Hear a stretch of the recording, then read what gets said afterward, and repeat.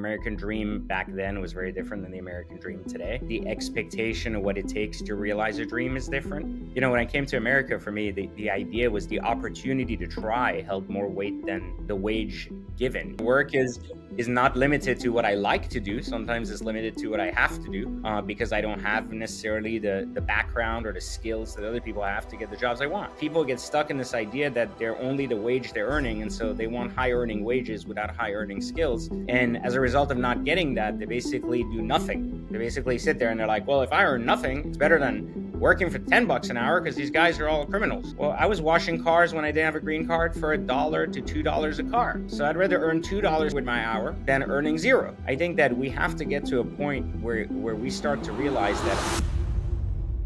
So you have such a great story. You came over to this country, started from nothing. Walk our listeners through what it was like to come over here and how you actually got off the ground with this different mindset, because I think you had a turning point.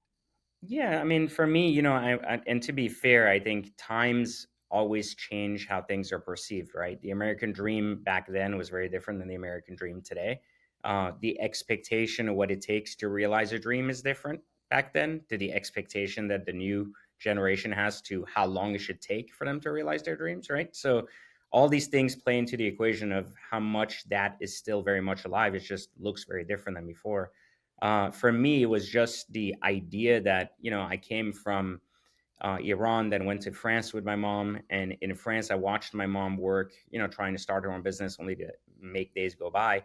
But also saw how hard it was to get employment in France. Even though I wasn't in an employable age or something where I was looking for work, I still saw how difficult it was for people to get jobs. When I came to America, for me, the idea was the opportunity to try held more weight than the wage given. So the turning point was really nothing more than just realizing that there's work and there isn't work elsewhere. And work Right. is not limited to what I like to do. Sometimes it's limited to what I have to do because I don't have necessarily the background or the skills that other people have to get the jobs I want. And so, I've never looked at a job as a dead end or something like that. As an immigrant, I looked at it more as an opportunity to earn skills and continuously apply for better jobs, with those skills. So in my youth, I was willing to clean McDonald's floors for $3 an hour, but unfortunately, McDonald's wouldn't hire me because I didn't have a green card. But when I got my telemarketing job very young at like 14 with a school permit, people laughed at me because they said, well, it's telemarketing. Nobody likes telemarketing. Who wants to call and literally get yelled at? But my opportunity was, I said, well, it's $12 an hour, which is way better than what McDonald's was paying. And it's in an office, so I don't have to like see friends or be ashamed, of anything like what I'm doing. And then the main thing for me was that location was a much smaller business that didn't check for green cards. I had a social and they basically ran with it. And not to say that they knew I didn't have a green card, they just didn't check. And so the opportunity was there, and I wasn't so afraid of, hey, you know what? It's a stepping stone into a job, and it wasn't so picky. And I think today's, youth, regardless that they're immigrants or not, really have been sold this idea with social media that, you have to follow your dreams from day one. And unfortunately, you may not have the necessary skills to actually start working on your dreams. So, they look at jobs as kind of this chain or something negative about it, or they'll say like, well, why would I ever want a job? Like, why would I want to build someone else's dream? And I'm like sitting there like, who has ever worked a job building someone else's dream? There hasn't been a single human who has ever worked a job because they only wanted to work for the vision of someone else and not the money they were earning working on that vision, right? Like, so it's like saying, if I work at McDonald's, I'm not building McDonald's as a dream. I'm earning a wage. That wage is used to pay my life. Now, obviously, it's not a good wage, right? But it's supposed to be an entry job. So I'm an idiot if I'm still there in a year, right? But the point is, people get stuck in this idea that they're only the wage they're earning. And so they want high earning wages without high earning skills.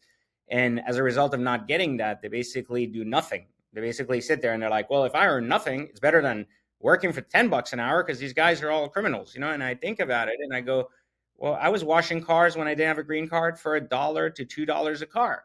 And someone said, well, I'm an idiot because the car wash charges 10 at the time. And I said, well, yeah, but I'm not the car wash and I don't have a $10 client. So I'd rather earn $2 for doing nothing with my hour than earning zero.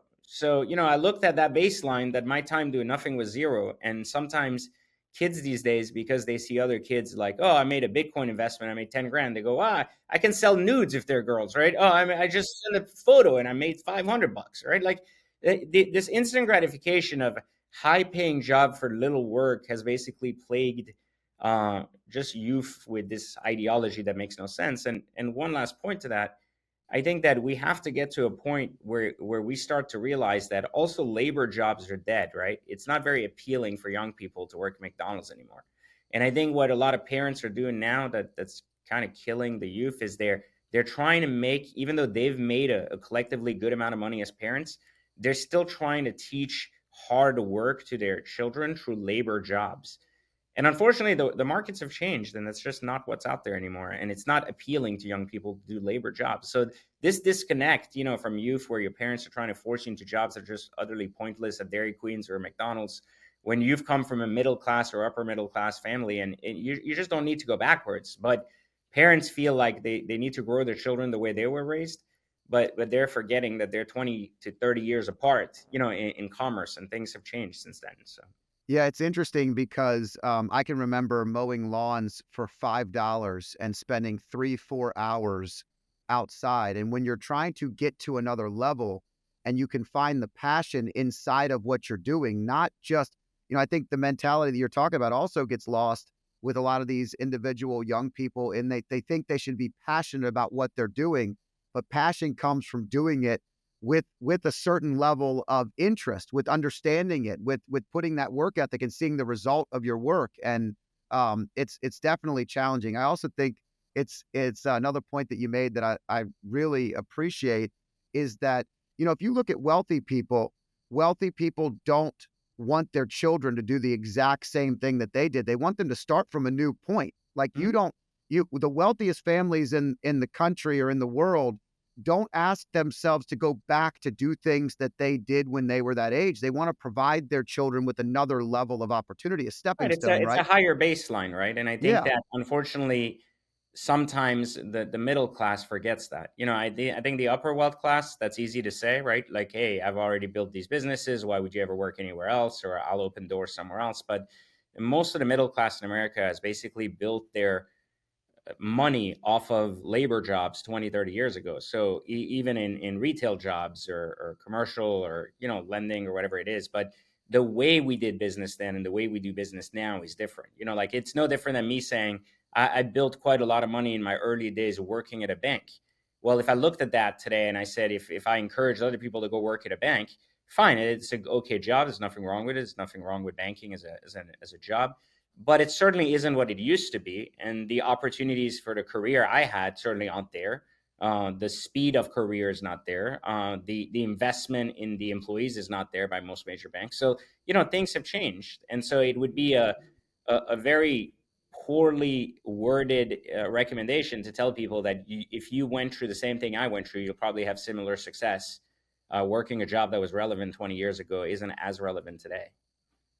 As an immigrant who came here and started from nothing and couldn't get a job because of the lack of a green card, do you have an opinion that on the current refugee crisis and the immigration situation that we see today? And do you have a message for a lot of the people that come over with, from a level of opportunity? Do you find a lot of people coming and taking your courses and growing and learning from that, or do you feel like it's more challenging for them today? I'm just curious of your opinions and on the So there are differences between immigrants and refugees. So I think those are two very different dynamics, right? 100%. Yeah. Right? Like so, and I think that I talk about this a lot in my data choice book. That I think language is one of the reasons we can't agree with each other, is because we use different languages to basically describe similar problems. Like we kind of couple things. We call entrepreneurs business owners entrepreneurs. We call refugees immigrants, like, and it's kind of one thing when these are two completely different things. So I didn't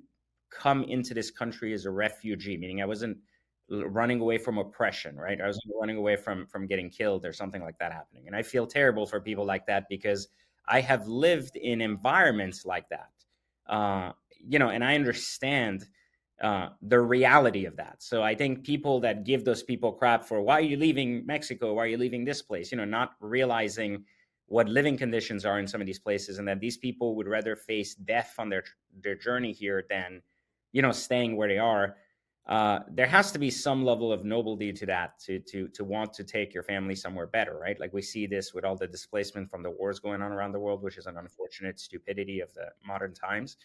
But at the same time, there are plenty of immigrants that come in this country with the desire to seek opportunity.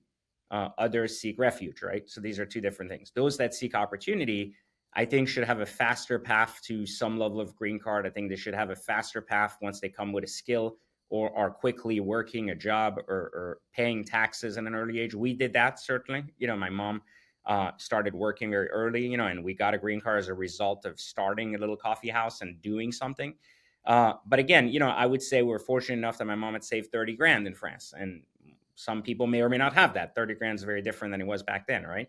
So, I would say that, today I feel really bad for those people. But I think that just like I found a way to kind of make ends meet during those times until I was able to receive a green card, until I was able to basically have a normal path going through the process, which did take 8 years or so. So to be clear, it's not like I came and I was like, oh, okay, here you go. Well, you're cool. You seem like a cool kid.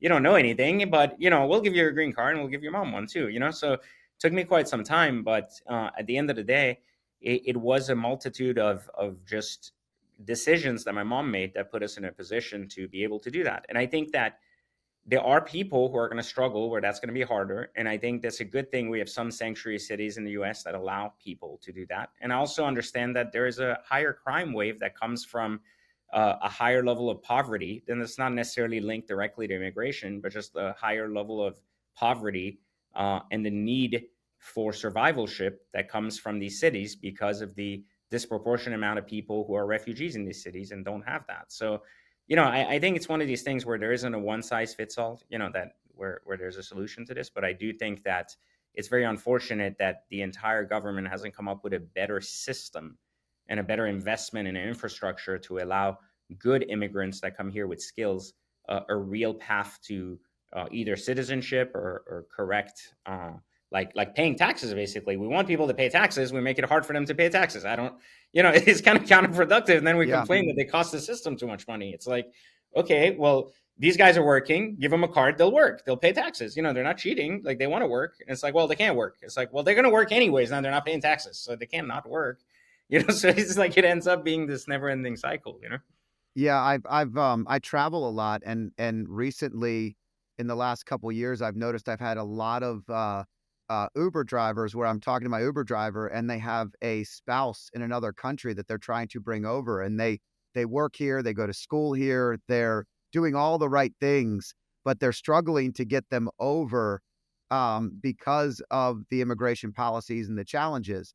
And so it's unique. That's another challenge that I think, from a governmental standpoint, like, we have individuals here that are changing their lives, changing the environment, and wanting to bring their families along with it. And that would also be something that I think would be worth fast tracking Yeah, I in mean, that these are the capacity. stupid things that they're basically backlogging for no reason. I mean, like there has to be a better way for someone who's a participating member of a society, and is actually doing the right thing, to have the ability to have some level of autonomy over a family, uh, in this country, and you really don't, in a way, even if you are a hardworking guy. It's not as easy as being like, well, my wife wants to come here. It's like, okay, put her in queue. And you're like, well, what do you mean? Like, you're putting me in a worse financial situation by not letting someone I'm married to come here, so it's these little bureaucracies that I've argued on other podcasts, because people have said, well, if it's such an easy fix, why don't they fix it? And the argument is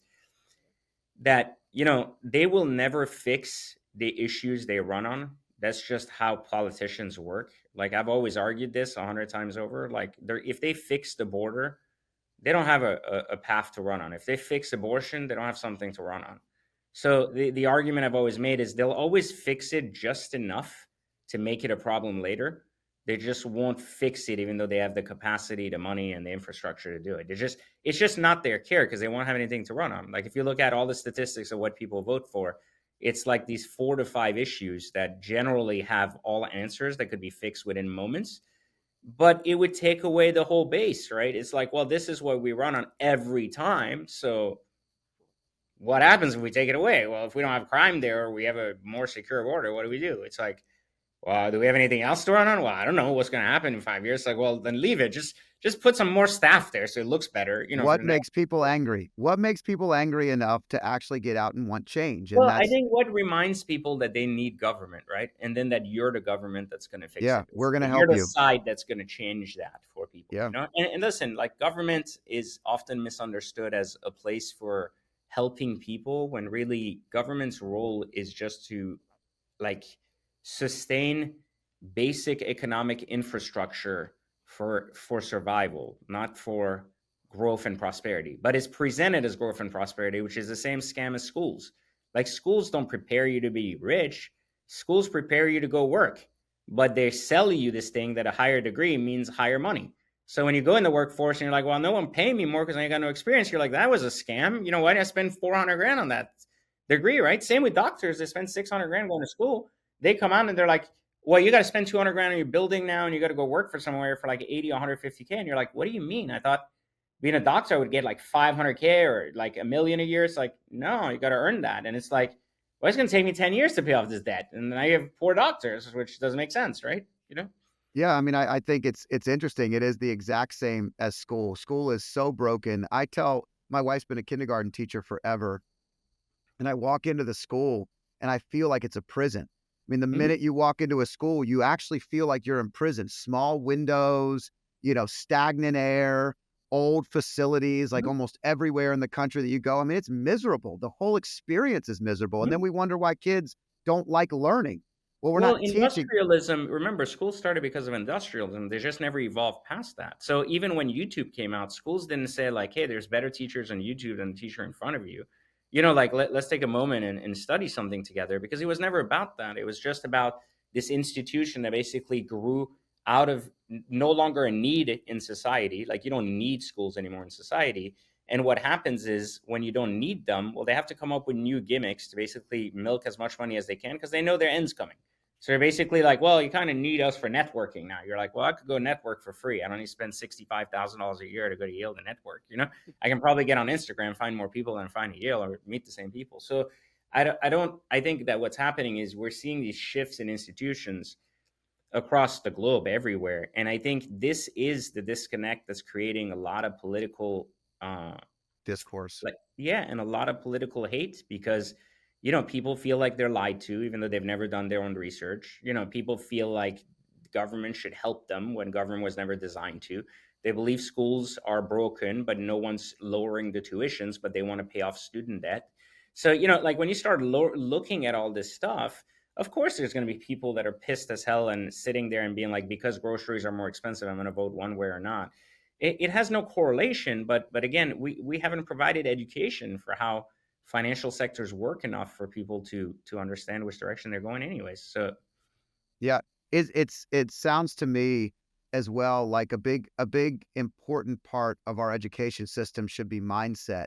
And the mindset of knowing you mentioned earlier your mom made choices that put you both in a better position in life. She saved $30,000 and she struggled to find work when she first got to Paris, and you saw the challenges there. Then you come over to the States and you have this jump, but the choices that are made continue to put you in a different position. If we can choose to teach and educate based on wisdom, mindset, no matter where it is, just opening up the boundaries of education, it would definitely change the well, but dynamic. that would be a problem because if you teach high schoolers why they don't need college, they're not going to pay to go to college. Like what I'm saying is, you're teaching a kid how to be self-sufficient without a further education.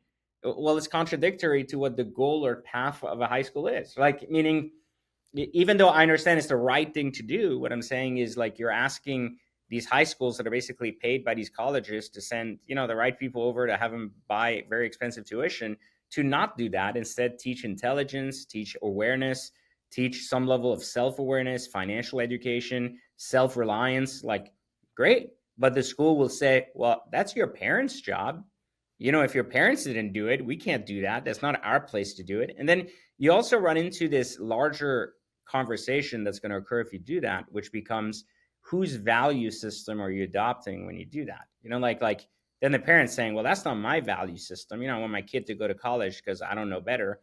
You teaching him not to go to college, like now, so like you get into this very weird place where in this climate wherein everyone's offended by everything. So it becomes very difficult to really come up with a common doctrine or some kind of common understanding that it's not about religion, it's not about anything, it's about awareness. But someone says, well, whose awareness, yours or mine or this guy's, or Elon Musk's? Like, who's choosing, who's pulling the strings here? And so I think that the littlest thing we can do is just add some financial curriculums on self sustainability and survivalship as a bare minimum to the school system. And I hear some schools do have it. I just don't know that how they're teaching it is necessarily relevant. I don't think teaching kids how to write a check is going to be relevant to their growth in the long term. Yeah, well, with all due respect too, and knowing the education system and having helped work on curriculums and deliver some of that information, you also have people that are teaching it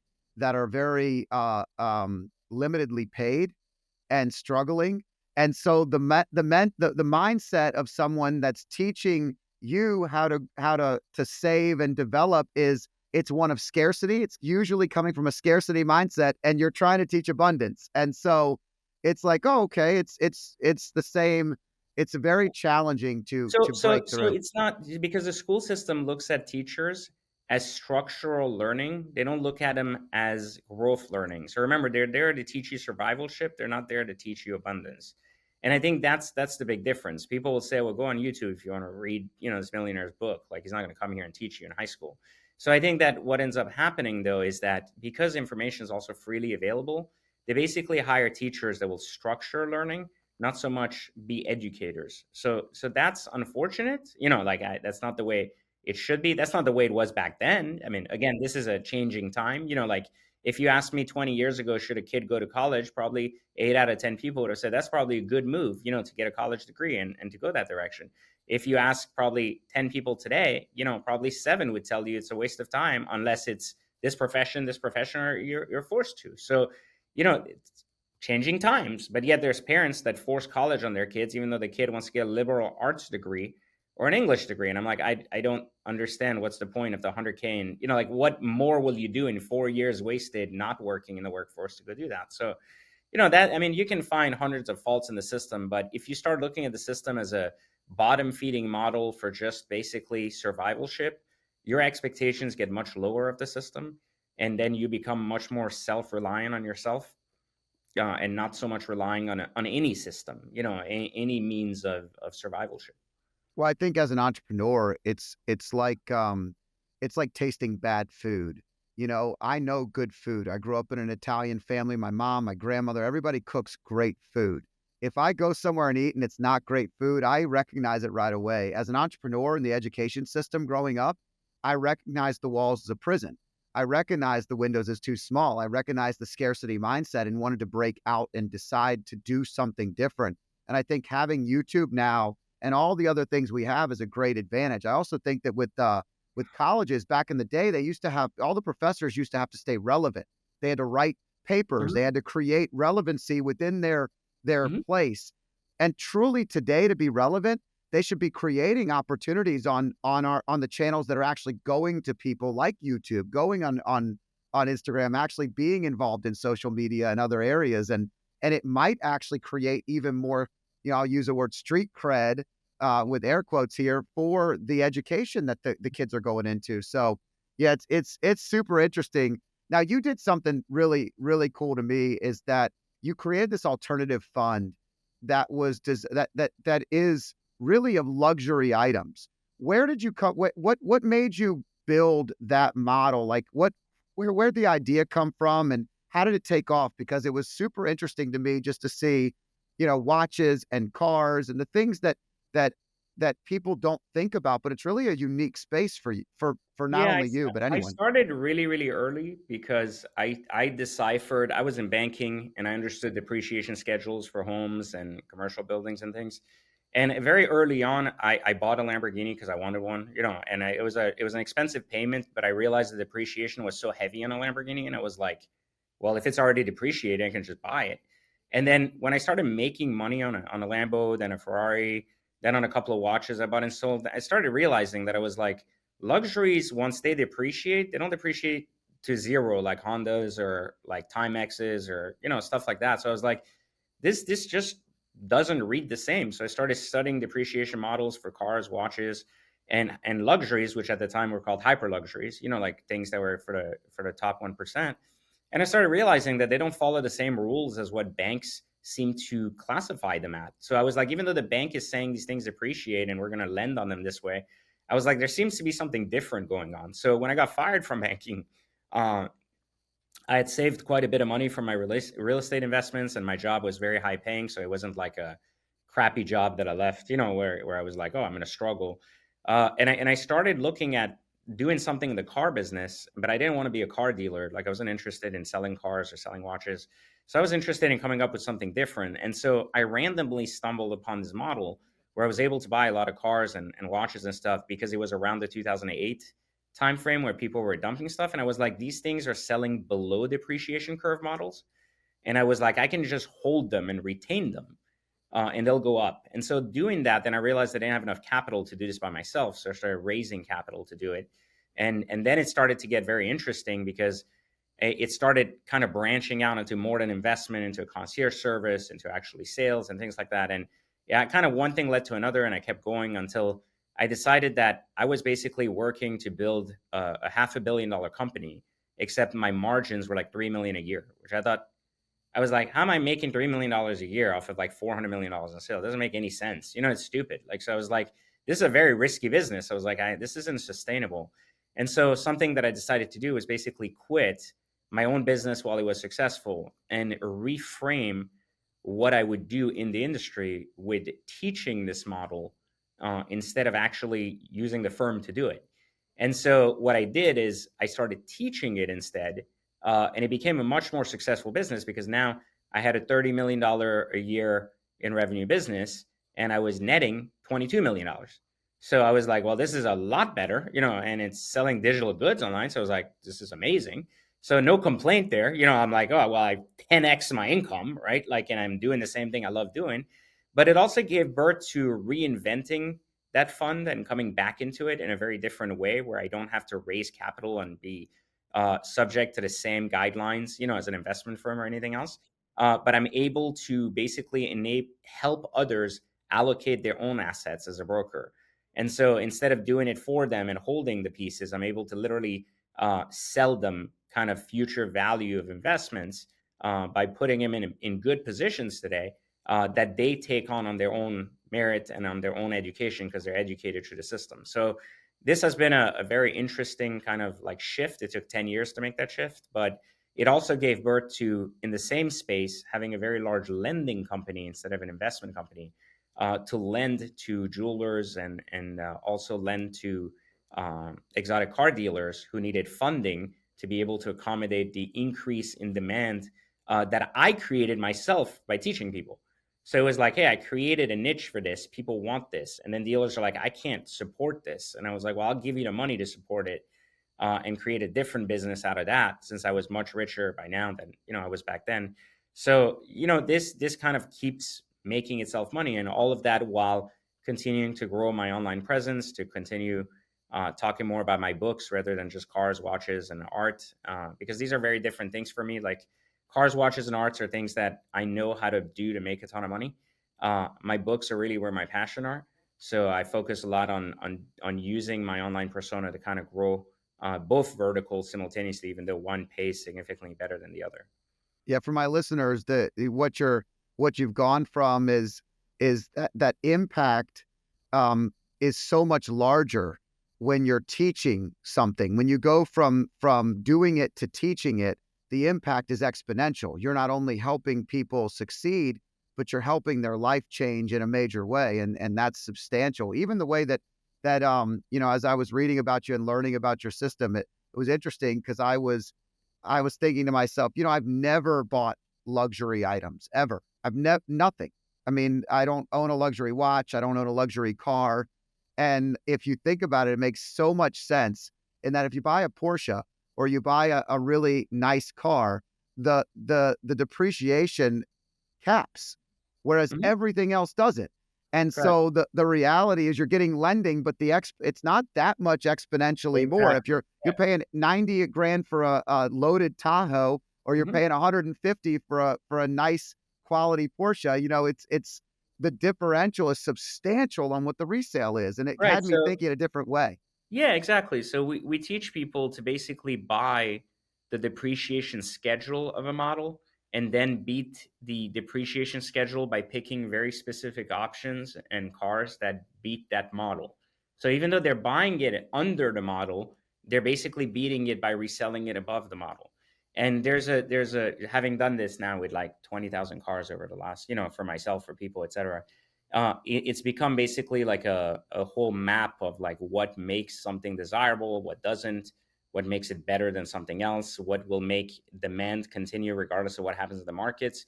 And when people realize that there's a model to this, it's not just like go buy a used car and you'll save money. Like it's not about getting people in just used exotics and okay, well now go have a $20,000 bill when you repair it. There is this misconception too that generally used cars are bad things. They've been abused. Who buys a Lamborghini and doesn't abuse it? But when people fail to realize, and this is a going back to our educational conversation about education, is that you can't use 20-year-old education to talk about common sense in the market today. So, a lot of the education that people have, or information, I should say, people have about the exotic car markets, come from the experience of their fathers, grandfathers, older uncles, or some rich guy they knew. It doesn't come from the direct correlation of their own investigation into the matter. So, the information is basically outdated because it's very true that 20 years ago, if you bought a Lamborghini, you were considered an idiot. Yeah, I mean, you were losing 200K in depreciation. There was new used market for it. It was broken every other weekend. That was the reality. And so if someone says, well, exotics are expensive, the first question I ask is not like, well, where'd you get your information? Is which one did you own last? And usually the answer is, well, none. Like I heard. And it's like, well, yeah, if you heard, that's fine. But unfortunately, hearing from one person does not dictate the entire market. And secondly, you also have to understand, like, where are you getting this information? Do you get it on Yahoo? Did you talk to like 50 exotic car owners and all 50 told you their McLarens were broken at the same time? So, like this really is relevant. And I think it speaks to how lost we are in the information revolution that exists today, where we're getting news from a TikTok who's not really led by a person of interest who actually understands the topic, who just reiterated something they saw in a Yahoo blog article from 2011, but they put it in a format that kids listen to. So like that's the thing, right? Like news formatting seems to have overcome with accuracy of news. So it's a very difficult time to stay relevant in without doing that. And I think that's why people are having a hard time of knowing what is truth, what is bullshit, and where do I get information that's relevant. And that's why I tell people, they're like, oh, I have to pay for your program, I can discover it online for free. I'm like, no, you can't get my expertise for free online. You can find a bunch of crap online and you can spend hours and weeks and months trying to piece it together and figure out who's telling you the truth and who's lying. Or you can pay $200 and learn something new and take 6 hours of education and change your life. I mean, yeah, it's not free. No one works for free, but I've been an educator in the space for quite some time now, and I truly enjoy it. So I continuously update my content to make sure it's up to date because I'm an educator first and a marketer second. Do you have a favorite brand, a favorite company that you love to lean on as an all time favorite, or do you just is it agnostic now because you bought and sold so many vehicles? What do you mean? You mean as far as Like it, cars, like yeah, if they in the fluctuate? luxury car area, yeah. I mean, it really depends on the purpose. I always say, like I have 39 cars now, about $25 million worth of personal collectibles, meaning like every one of those cars personally registered to me, not for sale, not dealership driven cars or anything. And someone asks me all the time, they're like, "What's your favorite?" And I go, "It depends on my mood that day." So it really comes down to me, exotic cars. One thing that people don't realize looking on the outside in, they think that exotic cars are status, right? They go like it's all about like you're just showing off. But it's really not. I mean, you drive. You're going to drive no matter what. If you live in America, you're driving. The argument is, do you want to have fun driving or do you want to drive just to get somewhere? Fine. If you're just getting somewhere and you're not in a mindset or in a mental place where you understand that there's a fun element to driving, probably not for you. Probably a Tesla is probably your best friend and that drives itself and you're fine. But if you're like me and you enjoy driving, you enjoy the experience of being in a car, you enjoy the power, you enjoy what it feels like, what a 200K interior feels like versus a Tesla with all plastic, then it means something to you. It puts you in a good mood. You feel great about the experience. And life is just about elevated experiences. So that's all you can do. You can't control anything else, just the experience you're having. So, someone would argue, do you need a $500 Wagyu steak? Well, you don't need it. Do you want it over Outback? Sure. If you've tasted it, you're probably never going to go back to Outback, right? So it's the same thing. You never have a Ferrari owner saying, I'll go back to driving a Honda that makes sense. But you have a lot of Honda owners that can't make sense of driving a Ferrari because they've never owned one. So, I always say the experience isn't that you haven't had is not one you should critic, but primarily you should work really hard to be in a place to experience it first and then make up your own mind. Like if I comment on a car and I say this is a waste of $3 million, that's because I had one and I bought one and I drove one and I think there's better cars for $2 million or $1 million or even $5 million. But I have an opinion based on my experience, not an opinion based on my ideology or thought based on a picture I saw on the internet. And who spends $3 million on a car these days? What kind of idiot does that? Like that's what I mean. Yeah, no, it makes great sense. I think another thing I saw you say is you talked about, which really correlates to our audience. The high performance cars are a lot like high performance individuals and humans, because if you're not using your brain, if you're not focused on working hard, if you're not doing something worth really really um, high intensity, a lot of times you get bored and you can end up in a bad place. You mentioned that you store cars, I guess by weight, and they need to be used. I guess McLarens, people talk about McLarens not being maybe they end up in the shop or something, they're not used, but you were talking about how you have to actually use them and drive them, because if you're not, they're not going to run properly. And a high performance model of any kind needs to have use. And I think that's a really interesting dynamic, because a lot of people that listen to the show are people that are doing big things, that are very, very interested in changing their industry, changing their lives, helping their families on a large scale. And they have to do big things or they feel mundane or boring and not worth doing. And so I think it's almost that easy correlation between the vehicles. Yeah, I mean, listen, at the end of the day, like most of my cars that are closest to the garage doors, because they're all stacked. I got a ton of cars here. Uh, the most expensive ones are close to the door, and people ask me, they're like, "Aren't those the ones that get driven the least?" I'm like, "No, the most, because they cost the most to fix if they don't get driven." So I can deal with a $5,000 water pump and a McLaren. I don't want to have an $80,000 bill from Bugatti for not driving the car for 6 months and it's sitting down. So I was like, I'll take my chances driving that at least 500 miles. And I'm not going to lose 80 grand in depreciation 500 miles, so it's fine. But I'll lose if it breaks down. So cars are meant to be driven. Certainly, they're cars that we don't buy them just to look at them. But sometimes, of course, you have to use it responsibly. You have to realize that it's no different than if you had $1 million in a suitcase. Would you leave the suitcase on the side of the road somewhere where you'd be questionable if someone was to pick it up, right? Well, I'm not driving my Bugatti in the middle of the hood or in the middle of a restaurant where I don't know who's around or is undesirables around, or I might leave it and 5 people are going to sit on it and take photos of it. So there are times you get used to how to function within that, but that's the beauty of experience. That's also why people don't start their exotic car journey with a $500,000 car. They usually start with a 100K car, 150K car, 200K car, then go up and they feel comfortable with the asset class. They feel comfortable with the ownership of it. And they say, okay, like I'm comfortable spending 700K now on a car and I'll do it. And usually the better the experience is, this is one of the things we teach, is the better the experience is, the more comfortable you become with trying it. There's one of the big byproduct of what we thought at Exotic Car Hacks is that the experience matters more than the money, because if you have a bad experience on your first time, even if you lose 10 grand, you're never going to do it again. Like if you're like, this was a terrible car, I was in the shop every day, I hated it, like I got in, everybody kept hitting me or something kept happening. Like we try to educate around that topic too, because sometimes people are like, my wallet can afford this, so I should buy this more expensive car. And I'm like, no, because you don't know how to use it. And what's going to happen is when you have a oops because you didn't use the front lift when you went in your driveway, you're going to be like, why is this bumper $19,000? Well, you have a lift for a reason. You got to use it. And it's like, well, I didn't know. It's like, well, yeah, but stupidity has a price, right? So usually we teach people that like, this is why you start where problems can be fixed with $500, $1,000, and even when they're self-inflicted.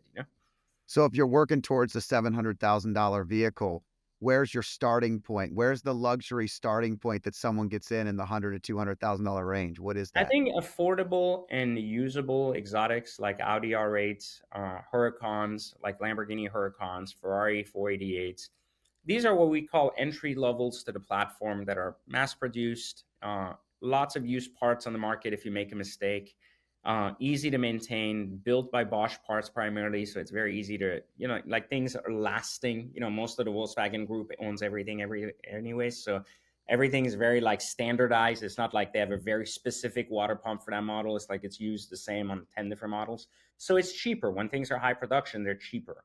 Versus when you buy a 700K, like one of 1,000 Lamborghinis, and that specific bumper only belongs to that unit. When you go to buy that bumper because you made a mistake, that's a $19,000 bumper versus a $2,000 bumper. So you're like, well, that's significant, and you can't really find a used one, so you have to cough up the bill. And so usually when you have these smaller problems with these smaller cars, much much easier to manage. How do you find a lot of athletes and performers, actors, etc., are utilizing your platform to learn, or do you feel like they just go out and buy a car? I see all the NIL guys now at a lot of the college football programs just going out and buying their first Lambo, and I can't imagine they're going out and doing the research to understand how they can actually make a good financial decision. Yet, if they were, think of the impact they could be making with the future decisions that they actually catapult their financial success. So I talk about this in my book, Third Circle Theory, which is people that basically skip the awareness and self-awareness cycles of life because of the entire amount of financial wealth they inherit at once. And there's only two things that happen to human beings when they get into a position that's significantly greater than they're qualified to handle. Meaning, maybe you had $10 to your name, now you have 100 million. So it's not like you learn how to be a 10K guy, a 100K guy, $1 million guy, right? I went from zero, but at every step, I can tell you how to be that guy. And what happens is when you get that influx, and it's not always just money. Sometimes it could be you inherit a business, you have to be CEO because your dad dies, God forbid, and you're like, what do I do? I don't know. Two things happen. Either they ride the wave until they crash, basically, where they go, I don't have to become a certain person because I'm rich, basically. So now I can just use resources till they deplete, right? And since you don't know how to create resources, you just deplete resources to zero, and basically you go broke again. Or the person has to basically realize that even though they have 100 million or $10 million business or whatever it is they've inherited, they still have to go through the learning motions of becoming that person, which means that they now have the pressure that they're against the depleting savings account while they're having to rise themselves as an individual to a heightened level, being able to grow resources from the savings account. So depending on the personality, you can see athletes like Shaquille O'Neal, uh, like coming in and saying, "Hey, I made money, but I'm not just spending money on luxuries." I mean, he had luxuries too. So don't get me wrong. From the beginning, Shaq was not like, "Hey, I'm not buying this." He was more conservative in his approach. I see guys with $100 million contracts buying $30 million houses. I'm like, that's not proportional. Like, I understand in your head it is because you look at it from a algebra problem. You go, I got 100 million, I got 30 million. Seems like I still got 70 million. And you came from $10, so 70 million seems like a lot of money still in the house. But because you're not that guy, you don't realize the baseline for like the taxes yearly. You don't realize the maintenance. You don't realize the cars that have to fill those garages because now you have 15-car garage when you should only have 3 cars. So, once you look at that, next thing you know, that same 30 million just costs you 55 million. And the problem isn't that it cost you that, it's that the 15 million you spend, you didn't pay attention to. And your cost to carry that now is like 5 million a year. So unless you have new ways, you're going to deplete your lifestyle in like 5 years. And what happens is these guys don't get renewed or they don't get a new contract or they break their leg or something happens. And then now they have nothing left. So it's like now they're like, I'm worth $2 million, even though I got $100 million contract. And it's like, well, what do you have to show for it? So nothing. But they didn't think that way. And I did a video on YouTube on this that was very popular called Cash versus Equity, which basically talks about how we teach kids and we teach people in the world how to spend cash. We really don't teach them on how to build equity in anything and what equity means. That purchasing matters, cost matters, carry cost matter, like just basically how money works. And because we don't teach these things to people these days, they grow up to basically make cash and spend cash. So They look at everything in a linear way. I make 100, I spend 80, I still have 20. They don't consider how long should this 100 last me? What does it mean to invest 100 versus put it in equity versus spending it? What if I leave it in equity and I'm not losing it at least? Like, these are the things that they're basically just not understanding, and it makes it very difficult. Yeah, it makes perfectly good sense. I work with a lot of mergers and acquisitions and a lot of family businesses where, I've had a conversation with the father once recently where he was talking about selling his business and he was going to sell it to one son for $7 million. And I said, but the business is worth 12 to 15 million. What do you do for the other son? How do you actually recoup the amount of money that you're going to lose for the other son? And they'd never thought about it. They were like, oh, well, this son works in the business, so he understands. And yet the learning curve is so challenging because they've got the one son has a long way to go before he gets to dad, which you just explained. I love that. And that's which book, just for our listeners again, that because that's not the newest one. That's the No, second book. that's my really big selling one called Third Circle Theory. The one you mentioned, Gated Choice, is the third one, which is the trilogy. So it's the final one. So my books are basically Third Circle Theory, which is the guideline to awareness, Radius, which is the guideline to self awareness, and then Gated Choice, which is the guideline to consciousness. But Third Circle Theory will appeal to 90% of the audience, Radius to maybe at the most 20%, and then Gated Choice to 2%.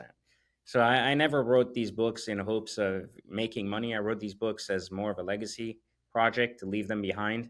And they're universal books, meaning the more you read them, the more you grow. They have a different meaning each time because you'll gravitate towards a different segment of the project depending on how far your mindset has evolved. So they're just good books to carry around and kind of have a very aligned value system within a household to how evolution occurs within the human mind. Have you when you were laying these ideas out, did you lay all three of them out at one time, or did you actually start with one idea and build off of it? So these weren't ideas, they were actually more like journals. So as I became, I wrote about what it took to become. So instead of writing about the future, so my first book was called Third Circle Theory. It was actually my 11th book. People don't know that because I wrote a lot of books on finance before. But this was my first book on like something that was a conceptual thing that I created, not so much like just good practices. And this book was mainly, the cause of it was I became aware, and then I realized what awareness really meant, so I wrote about it. But it was called theory because I was talking about self-awareness and consciousness at a stage where I wasn't there yet. When I became self-aware, I wrote Radius, which stood for reaching across different industries, uncovering solutions, and blended how entrepreneurship and business are key to identity and legacy. So that's why it played such a big role in the whole concept of self-awareness, even though it's disguised as a business book.